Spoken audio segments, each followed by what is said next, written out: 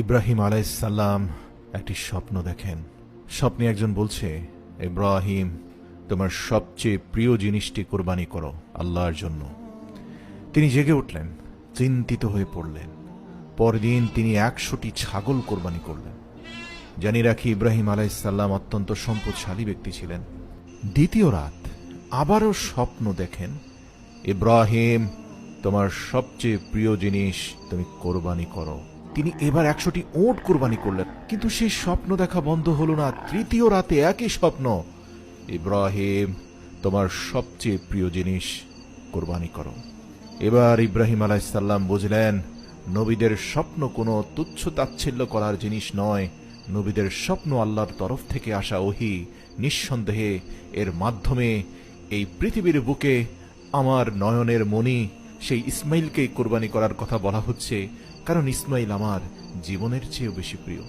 আল্লাহর নির্দেশ অমান্য করার সুযোগ নেই। ইব্রাহিম আলাইহিসসালাম সাথে সাথে ছুরি হাতে নিলেন, একটি উটে চড়ে রওনা হলেন মক্কার পথে। বয়স তখন তার ৯২ বছর। মাসখানেক পর তিনি পৌঁছান মক্কা। হাজরা আলাইহিসসালাম আনন্দে উদ্বেলিত হয়ে দৌড়ে এসে বলেন, তুমি এসেছ, এবার থাকো না হয়। ইব্রাহিম আলাইহিসসালাম বললেন, না, আমাকে আবার ফিরে যেতে হবে, তবে আমার সন্তানকে একটু বেড়াতে নিয়ে যেতে চাই। হাজরা আলাইহিসসালাম আনন্দে রাজি হয়ে যান, ইসমাইল আলাইহিসসালামকে প্রস্তুত করে দেন। ইব্রাহিম আলাইহিসসালাম ছেলেকে নিয়ে হাঁটতে শুরু করলেন। গন্তব্য মক্কার পাশের মিনা উপত্যকা। সন্তান খেলছে, হাঁটছে বাবার পাশে। ইব্রাহিম আলাইহিসসালাম একদিকে হাসছেন, আরেকদিকে কাঁদছেন। হাসছেন যখনই দেখেন শিশু ইসমাইল খেলাধুলা করছে আনন্দে আত্মহারা বাবাকে পেয়ে, আর কাঁদছেন তার উদ্দেশ্যের কথা ভেবে।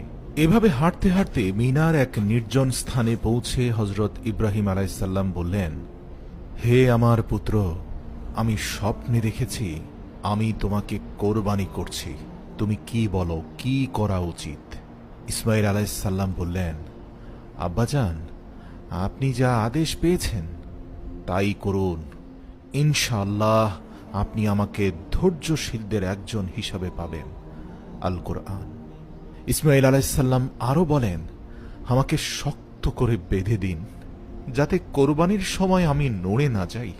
আপনার জামাতে যেন আমার রক্ত না লাগে, যাতে আপনি দেখে দুঃখ না পান। আমাকে মাটির দিকে মুখ করে শুইয়ে দিন, যাতে আমার মুখ না দেখেন। আর আমার মাকে আমার সালাম পৌঁছে দিবেন, এবং যদি চান আমার জামাটা দিয়ে দেবেন।